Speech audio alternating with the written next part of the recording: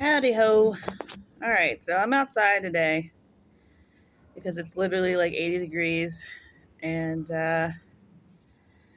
honestly, all of the spots inside of my house are taken up by children. But it's nice to be outside. So um, it's been a couple of days. Some stuff has happened in life that I may or may not go into. But one of them I'll probably be talking about anyway because it's pertaining to um, a spiritual revelation that I got. But I started another list of stuff. I've got about 5 things on my list, so we'll see how far we get. Um, I probably won't do a bunch today because I literally just started the list like yesterday. But I was actually thinking about talking about something that I didn't even put on the list yet, which is um, just talking about my dreams. I have no idea. This seems kind of vain, but I don't know. I feel like I want to do a dream video. And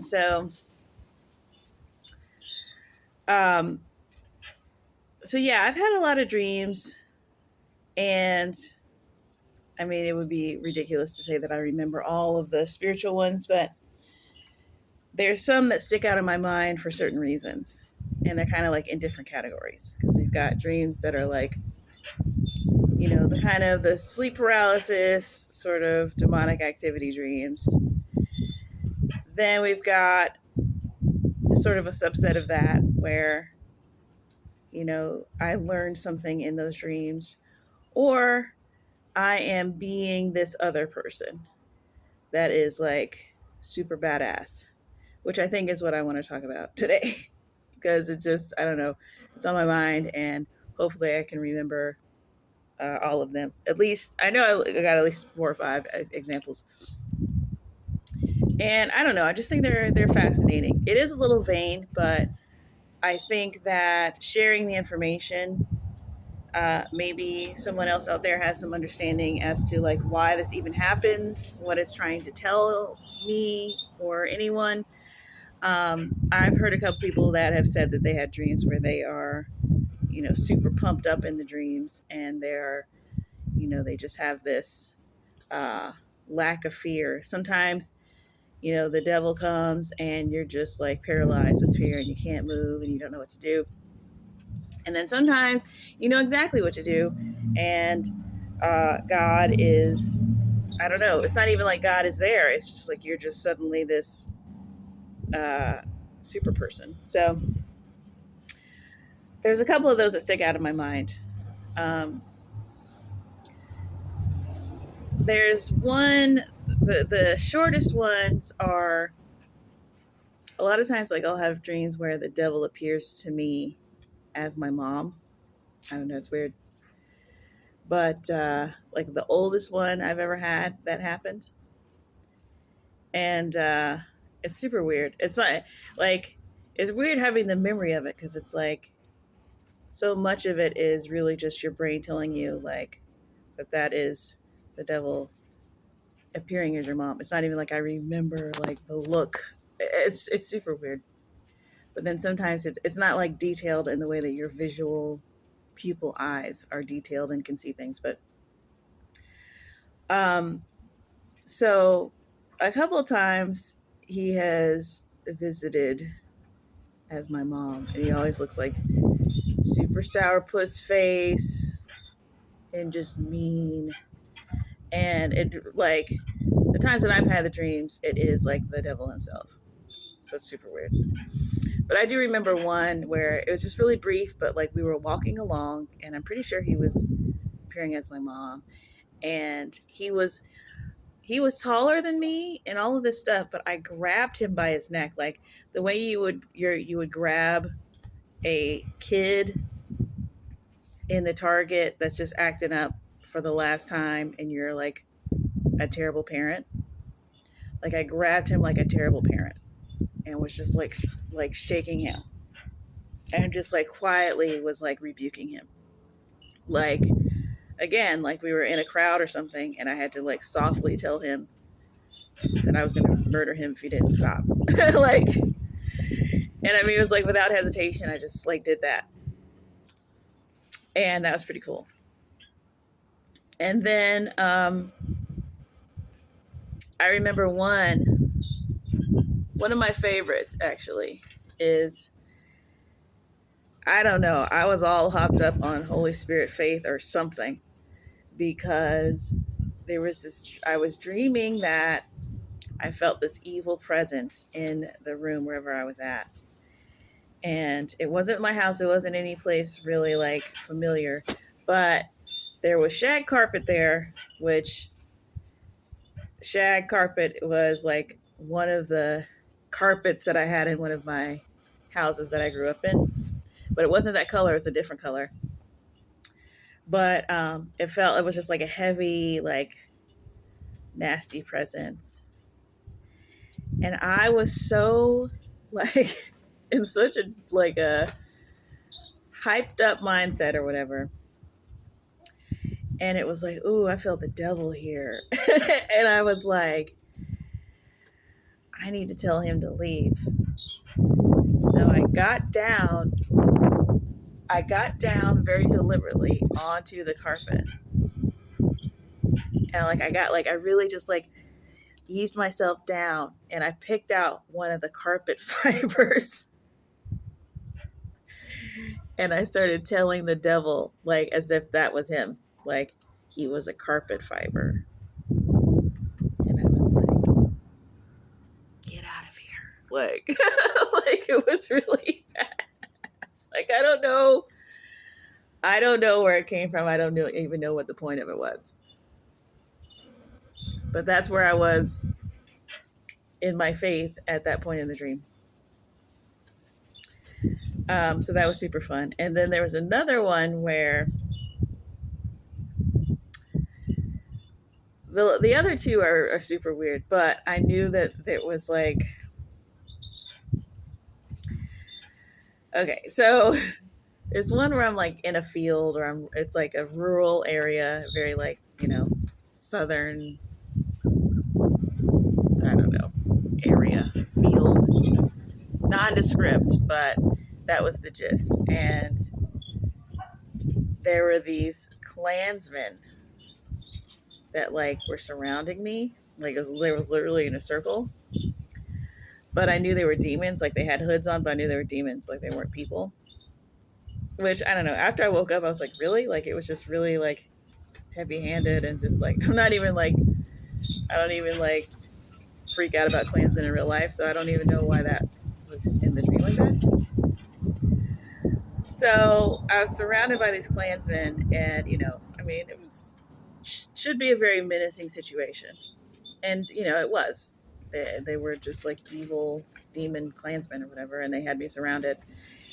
And I remember that I had this crazy like warrior like thing on me, man, and I let out this like yell of like glee and joy. Like there's this old story about some, army general, I think it was like World War II or something, and there was some quote like where they were in battle and they were like, oh, the enemy is surrounded, the enemy has surrounded us or whatever, and his quote was something like, yeah, they can't get away from us or whatever, or something like that. It was like, that was the feeling. I was like, they're on every side of me, they can't get away. Like I literally let out a war cry, dude. And I was so happy to like get to like doing some damage, and then I woke up, or it changed or something. But I just remember that feeling. Like it's really, you remember the feeling because there's no feeling like that you're going to have in, 20th century America being a woman. Like, so like I remember that feeling because it was just so exhilarating. And then the last one that's like fresh on my mind, like on the top of my head, that might even be my favorite, it was pretty cool, But like all this other stuff was happening in the dreams, meeting, like running into random people that didn't make any sense, going into buildings, doing stuff that was weird.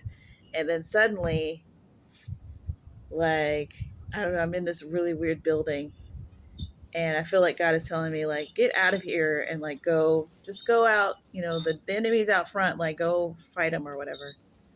Just, forget about what you're doing and just go out there. It was really weird. And I was like, okay, yeah, I'm going to do that. Like I was feeling bad, I was feeling guilty or something. And he was just telling me like, listen, just go out there and fight. Like, I don't care was his thing. Like, whatever, just go do what needs to be done. I was like, okay, yeah. And so like I jump out of this window, like Matrix style, like the window is like little and it's like in the corner and I just go straight for the window. I jump out of it. And then I'm on the ground and it's like, I mean, it looks like some CGI action movie thing because it's like, it looks like a setup. Like it's like the cars are all like facing me. It's like if the SWAT team was there and they had me surrounded for some reason. But it was like I knew it was like the enemy. And it was like cars on the bottom, like SWAT team. It was like gradually more serious as it went backwards. It's like police, FBI, SWAT, and then it was like alien ships. Okay. Like, and it was like out there and they were coming to like, I don't think that I was helping the people on the ground. I think they were all together and I was fighting them or something. So, you do what naturally comes naturally to you and you put up both of your hands and you shoot beams out of your hands. Obviously, is how you handle that. So I started, shooting beams out of my hands, trying to get this, trying to get it to fall back. Shooting beams, everything's great. And as far as I know, it's just me out there. Like, or I go to the front lines if there's people behind me. I just go boom, right in the front lines, and I'm shooting beams like out of my hands, right? Then I decide I need more juice. So I open up the hood of one of these cars, one of these cop cars or whatever. And I don't think this is possible in real life because I think in my dream I was thinking of like jumper cables, which aren't naturally just attached to a car. Like there's no cables that, I don't know. All I know is there was 2 cables that were attached to a battery in the car. So I lifted up the hood. I snatched both of those things off the battery, put them in my mouth, both of them. Psh, psh. And then my beam is like way bigger, obviously, because you attach it to it. You put the car battery things in your mouth, and then you got some real. That's probably my favorite, just for the theatrical aspect of it. But my second favorite was the Klansman thing, which happened. I think that was like a teenager when I had that dream. So it was even more like not me, like not my. It just came out of nowhere. So that's a couple of my dreams being a badass. I don't remember. Those are the ones that stick in my mind the most. So those are fun. I feel like I want to say something about this thing that I've said before about like how do you know that your spirit or that your senses aren't spiritual? I've said that in a video before, but it's just really again being reinforced. It's like your senses are spiritual, and all of these I keep seeing these near death experiences and how the people that have to they're trying to assuage the skeptics, because it's like, oh well, are some of the people that had the experiences were themselves scientists in some way or doctors in some way, and they wanted to make sure. Like there's this one guy who, as soon as he came back, he was like, was I dead? And he wanted to know if he was dead because he wanted to make sure that there was no brain function, like that was going to solidify in his mind that it was a real thing, that he went to a real place.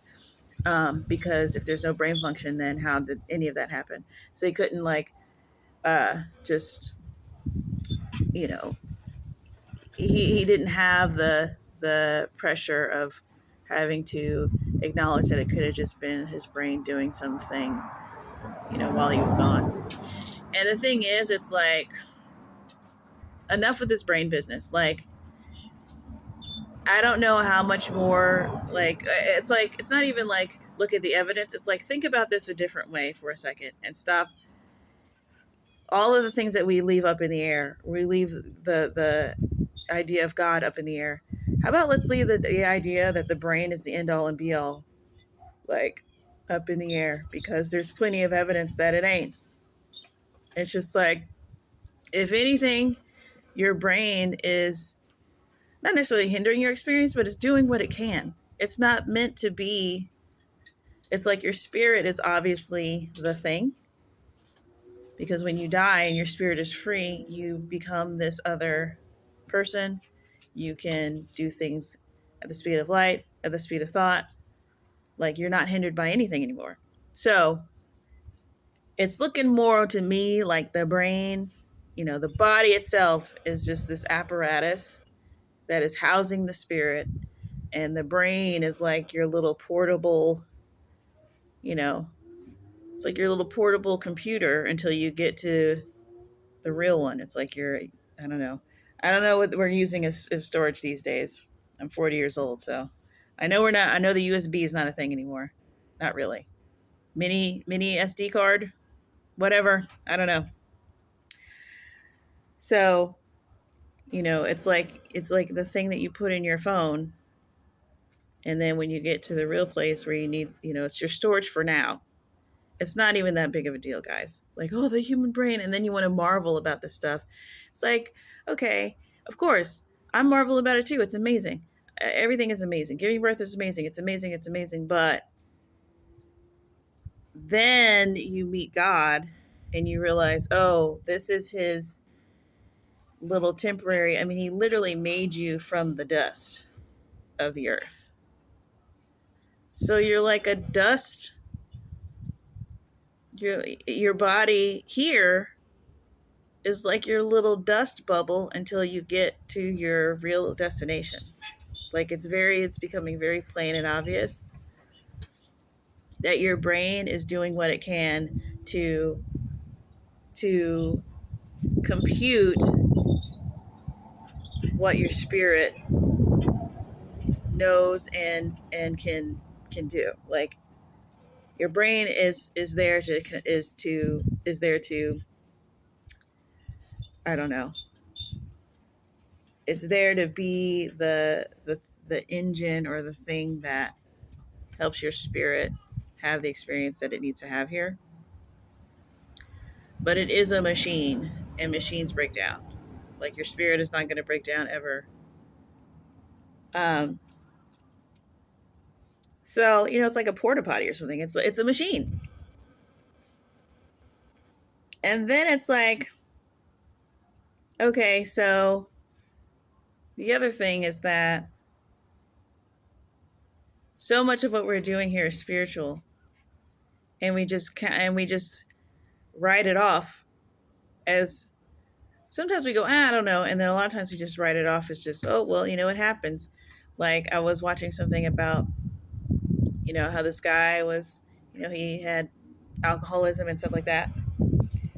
And, he was like, my rock bottom moment was when I woke up and I had this in front of me, I had this in front of me, like, stuff he doesn't remember doing. He got in the car and drove. He doesn't remember doing that. And like all of this stuff. And he was like, okay, I have got to, quit or whatever. And there's so many stories about people blacking out, starting fights, literally going to places, having conversations. And we just write that off as, well, alcohol. It just does, cocaine's a hell of a drug. It's like, okay, what happened was you imbibed the thing that spiritually does something, which is why God says, let's stay away from these spiritual things that open doors to things that are not godly. You open the door, you invite these things in, you welcome them in, they have free reign, they go in and out, and they take over your body. So something took over your body because your body is a machine. You're a spirit, they're a spirit. You said, hey, I'm taking a back seat. Why did you do that? Because all you want from the alcohol is whatever thing it gives you. Makes you feel good, makes you feel accepted. You want to feel acceptance, you want to feel loved, you want to feel like people like you. So you do these demonically inspired things. So in exchange for your good time, the demons literally get to just take over your body and do whatever they want with it. Because they either want to inhabit you because they don't have a body of their own, or they want to kill you and take your soul. It depends on who it is, I guess. I think maybe there's some demons that they just want to be in a body again. And they want to be able to, have that reprieve and stop just wandering around. And then, and maybe that is used. They are used for that purpose so that the devil and his angels can drag you to hell. I don't know. It's probably a whole big thing. But it's just like,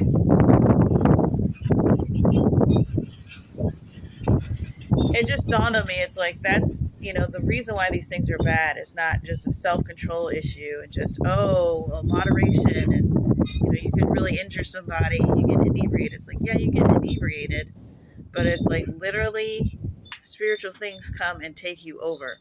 It's like you hand over your right to your, even though your body is a machine, it is something that God gave you that you need to, it can be subject, it can be used, it can be sold, you have to guard it, with your life, I guess. You have to be a steward of it. And it's careless. It's like, it would be like if you were like taking the deed to your house and like gambling against it or something for fun because it was funsies. It's like, that is dangerous. Don't do it. And like, I don't know if I've talked about that before too, about, the things that God says are sins and tells you not to do. And they're literally things that harm you. Just like being a parent. It's like, you're going to ground your kid if they, not just because they disobeyed your orders because you have a very set way of doing things. It's like, you're like, if you do this, it's going to kill you. So if you do it, I'm going to kill you first. It's like the parent is trying to ultimately save the child's life by setting the boundaries that it has in place. So it's like, those things that are sins are not just God's pet peeves. They're things that can kill you. But God's not going to just sit there and give you the ins and outs of every single spiritual decision that you make. He's just going to say, like, he does actually give some very generous explanations. But if you don't believe him, because all you see is the natural world, and he's telling you there's spiritual implications, and, it could go down the family line. It could affect the generations. It could affect the very land that you live on or whatever. And you don't think that, or it's just too vague for you. It's too abstract. It's like Cain and Abel. Like, as soon as Cain had an attitude, God told him, like, to be careful to not let sin master you. And, he gave him a warning, but it was like, what does that mean? I'm going to go kill my brother. Like, so, we do these things, and then we literally, like, I have no recollection of doing any of that, and we just call it a brain fart or whatever we say that it is. It's like, your brain, like, if you were to put your brain in a CAT scan or whatever, I'm sure there would be some recorded information there that you would then say, oh, well, that explains why you don't remember. But that doesn't explain what happened. How should you be able to do things like that and not recall them just because you drank something? That's the other thing too. It's like I watched this documentary about, it wasn't a documentary, it was like a little short, but it was just showing the process of like making cocaine, and it was like literally like in a jungle, just some jungle people like making this cocaine for, like rich white kids to consume, I'm assuming. But it was literally like leaves, and they like it was like they like poured gasoline on leaves, like it was just like this weird, these awful chemicals mixed together. But it's like it's not like scientists. And then it's like, who, how, why are chemicals causing causing you to leave your family? What in gasoline is causing you to sell your body on the street? Like, make it make sense. I don't think it's just, oh, the right portion of chemicals. It is the act of taking something and huffing it in an attempt to get an experience, smoking something or anything. It's just like, it's the act itself that is inviting. It's like an incantation. It's like witchcraft, really. It's the act. I don't think it's just, oh, we found the proper amount of substances that's going to cause this thing to happen to you. It's like, I don't think, it's not looking like an exact science when you get to the raw materials. I mean, they literally, I think it was, for some reason, I think it's like an Anthony Bourdain episode or something. They showed him in a forest. And he's like, so y'all are making cocaine right now? They're like, yep. And they're just like pouring gasoline on like leaves and like turds. Like, I don't know, it was a really weird, like, it was a crazy, like, wow. And you're just putting that in your body and it makes you feel a way. It's just like, I really think, and then you like, think about all of these old wives' tales or all these old things about, the witches put these things in the pot and it's eye of newt and this and that. It's like, do you really think the eye of newt has got some property in it? Everything has a property in it. It's what you're trying to do. And then I think there's something about, it's like the devil wants you to use things that are, not, that are bad for you, things that are not, you're not supposed to consume. There's something that's got to be detestable about it. And, against God, he's not telling you to juice up no ginger and carrot and do it the right way. It's put smoke in your lungs. You're not supposed to do that.